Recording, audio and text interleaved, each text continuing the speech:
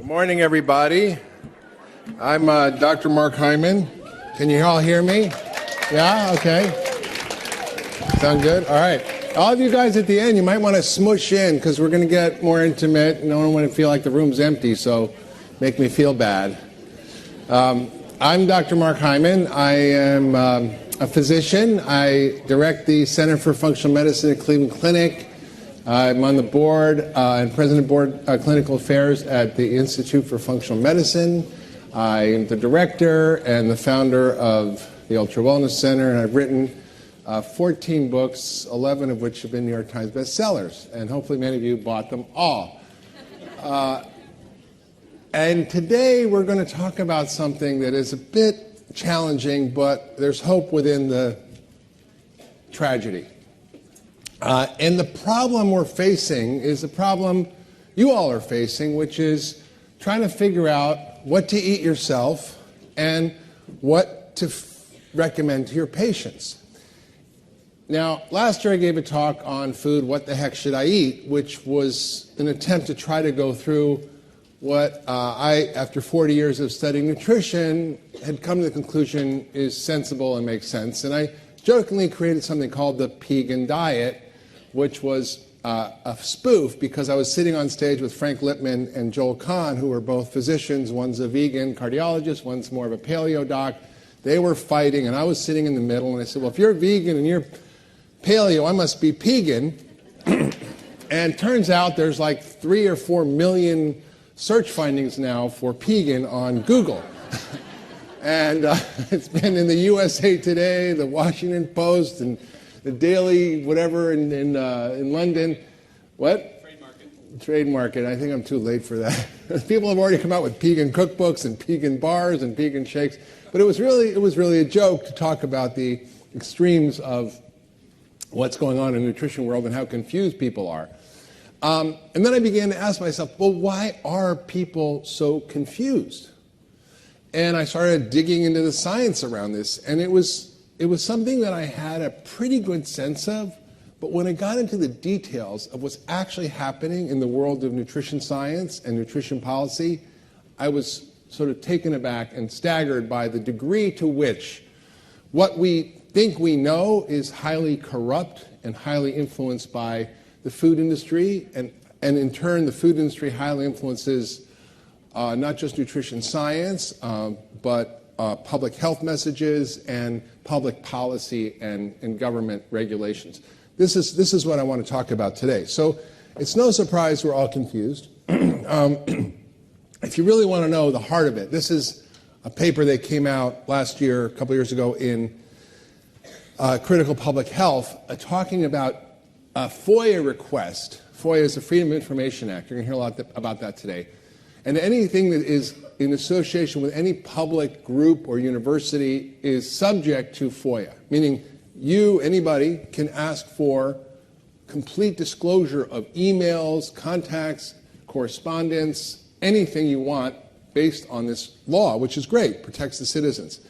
So the FOIA request of emails between Coca-Cola and various industry and public health and scientific groups.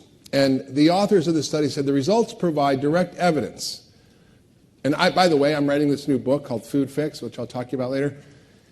Just one guy, I have 5,000 pages of FOIA emails documenting correspondence between Coca-Cola and all sorts of various groups, including scientists and public health groups. Just one guy's 5,000 pages of emails.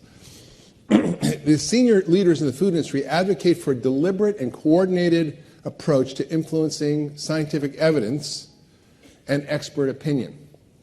The paper reveals industry strategies to use external organizations, including scientific bodies and public health and medical associations, as tools to overcome global scientific and regulatory challenges they face. Meaning the world is pushing back on them, saying no sugar, and yet they're influencing the opinion by putting lots of money and other things into the scene. The evidence highlights the deliberate approach used by the food industry to influence public policy and opinion in their favor. Now, I'm going to show you how exactly they do that in the rest of the talk. If you want to learn more about this, there's a great book by Miriam Nessel. It's not Nestle, but Nessel, who's an NYU professor of nutrition here in New York.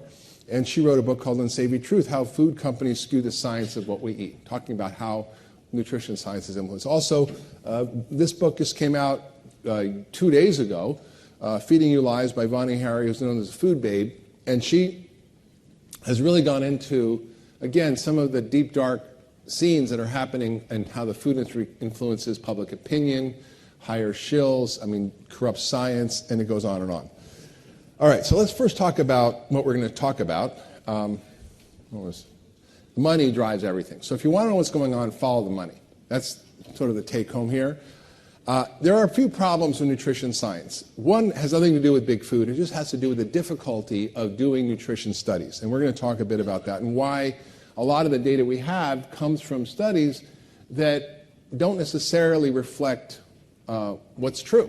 They are observational studies, they're epidemiological studies, they're helpful in showing correlations, but they don't prove cause and effect, and we often take them as gospel, and I'm going to show you why they're a problem. We're going to talk about how the food industry influences nutrition science, how they influence nutrition policy, which drives a lot of the food system in this country, including our ag system and public health programs like SNAP and WIC and dietary guidelines, school lunches, all that. How professional societies that many of us are members of, whether it's the American Academy of Family Practice or Academy of Nutrition Dietetics or American Heart Association, are highly corrupted by industry, not just the food industry, but even pharma and others.